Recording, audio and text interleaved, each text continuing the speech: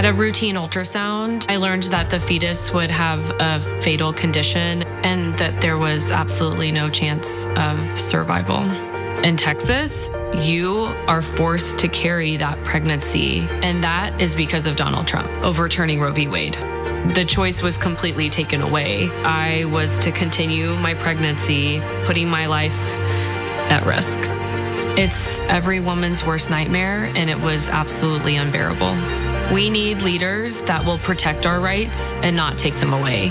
And that's Joe Biden and Kamala Harris.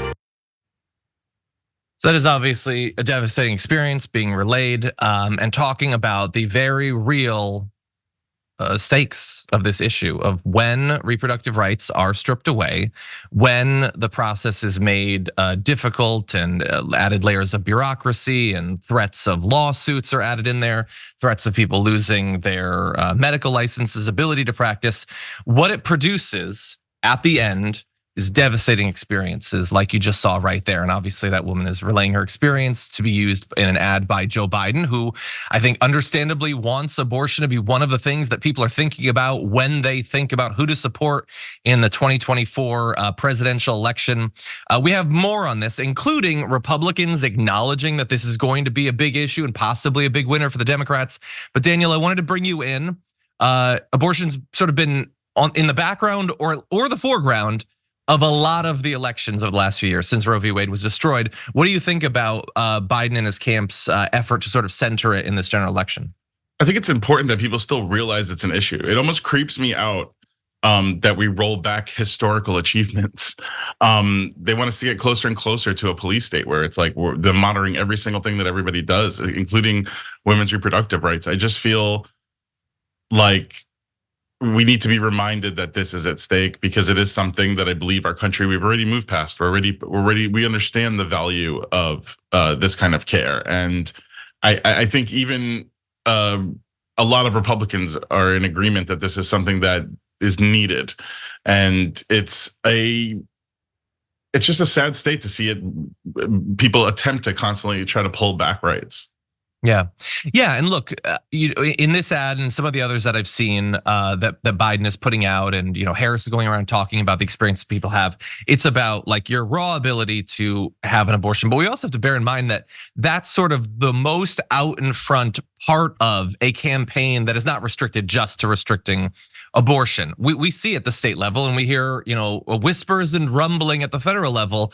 They want to come for other stuff too. Like the idea that this is the only, half century old right that they want to roll back, that isn't even the extent of it. Birth control maybe might not be legal in some states. IVF and, surrogacy and those sorts of things. These are all conversations that are being had. The fact that they were able to, after 50 years of not persuading the American people of their position, but still they were able to get the Supreme Court on their side, and they killed the guarantee of the right to abortion.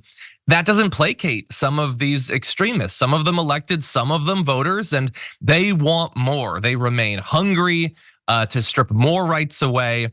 And I agree with you. It's important that people don't forget about it and don't sort of just get used to it, the way so much is normalized in our politics. And so I am worried about that, as it seems like you are as well. I do feel like it's used as like sort of a veil of conservatism or a veil of religious right or a veil of all these other things, when in fact, it's just to disguise the other things that they really want to get their hands on. Once one issue's out of the way, they can knock another one, and consistently trying to make things more conservative only because they know it placates some of those voters that are zealous and out there, wanting to be puritanical prince and princesses out there. Yeah. And by the way, I understand that you win on this issue. You're obviously not just gonna be like, oh, well, that's it for politics. I'm just not interested anymore. I get that. But this isn't the only follow-up that they could have done. They could have been like, oh, okay, finally, we've been able to stop millions of people from having abortions. Now we're gonna work on getting maternal mortality down to as low as possible. We wanna lead the world in protecting those who are giving birth and make sure that they are healthy. We wanna make sure that we set the kids on the path to health and well-being and education and opportunity, but that does not appear to be the direction that they're going in. There's no comprehensive sexual education for minors. There's, they want to roll back and install that. There's no reproductive limits on men. It's just attacking women and using them as just plain breeders. And when you look at it in the larger picture, it's extremely controlling. And I still don't know how people don't see it that way.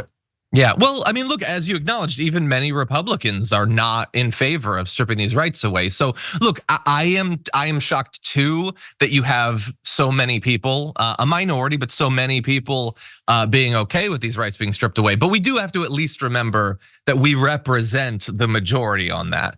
But in any event, you don't need to listen to me. There are many Republicans getting out there. Kellyanne Conway has been telling Republicans like, hey, maybe this isn't the thing we should be focusing on right now. And now we can add those on Fox News as well. For more political news breakdowns, interviews, stories of activism, and me trying my hardest to care about the occasional big celebrity news story, subscribe to our YouTube channel at youtube.com/The Damage Report. And you can ring the bell wherever it is so you don't miss anything.